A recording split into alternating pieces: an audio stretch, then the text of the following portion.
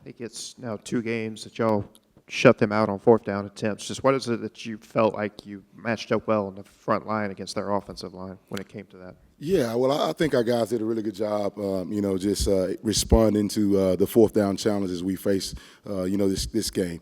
We talked about it all week in practice that was the turning point of the game last game as well. So our guys were really focused on fourth down, and I think we got some big bodies up front, with Big Zay and Big Will and those guys. They did a really good job pushing the pocket back and making sure, especially on that the sneak play.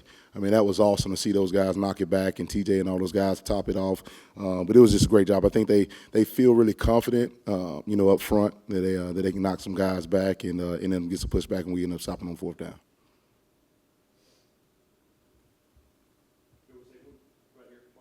Pete mentioned and Will mentioned that it wasn't a perfect performance for you guys, despite kind of just allowing one garbage time touchdown. What did you see? What improvements could have been made? Oh, absolutely. I think when you think about just starting in the back end, some guys were turned loose, from a coverage aspect. We need to make sure we clean that up. And just some eye control things, where guys are not looking at the right thing, their keys, and that should put them in good position. But we got to get that cleaned up, and we'll do that, this coming up week on Monday.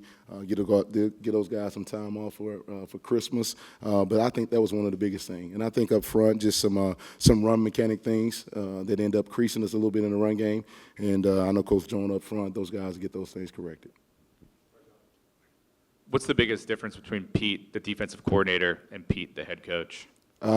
Nothing. It's just now he has a bigger room. I think he's done a phenomenal job being a defensive coordinator. And I've seen that, my 2 years being here with him. He just has that head coach, that swag about himself, and he controls the room. He controls the narrative and anything that he wants to control. And but the guys believe in him just like they do defensively, and you can see it, turn it over to our full team. And he's just a great human being, great coach, great motivator. Knows football inside and out, and is going to be a heck of a coach for a long time.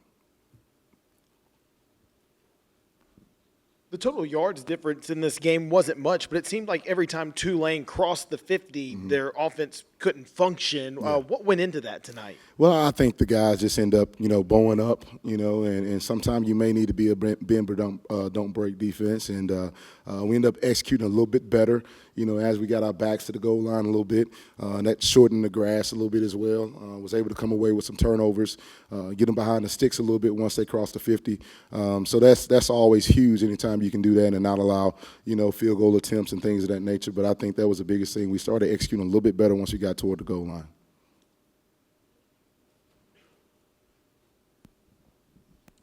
Pete talked about this earlier in the week, and I also asked you but he talked about the difference of winning the turnover margin and how important that would be winning this game. How would you kind of assess that in terms of what you guys were able to do defensively, winning that margin, and how did that kind of excel you guys to win tonight? Absolutely. I mean, anytime you can win the turnover margin, I mean, we do a study each and every week about, who's in the plus margin and the turnover margin, and a lot of those teams are the ones that are winning.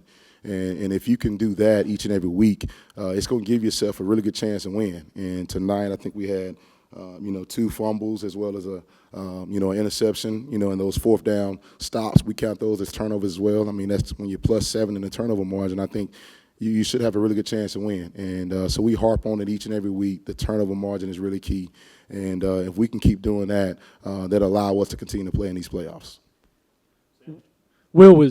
Will Eccles was just in here, and he was saying, I was talking with TJ 30 minutes ago already about the Georgia game and them not punting the first time. Has that matchup crept into your mind at all, and what's your first impression? Well, it will now. Our whole focus, has been on Tulane, because if you don't win this one, the next one don't matter, right?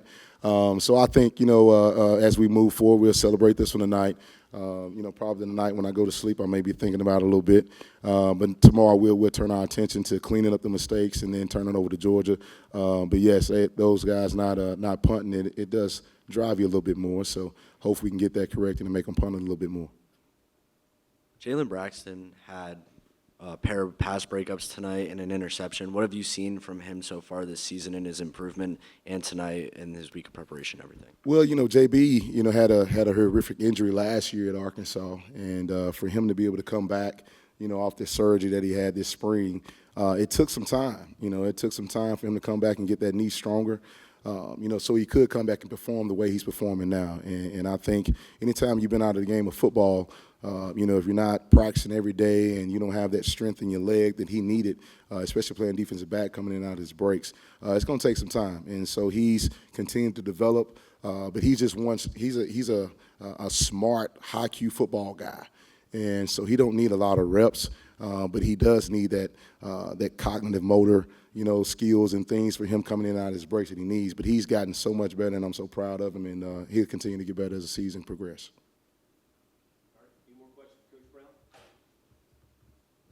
Good. Howdy, Toddy.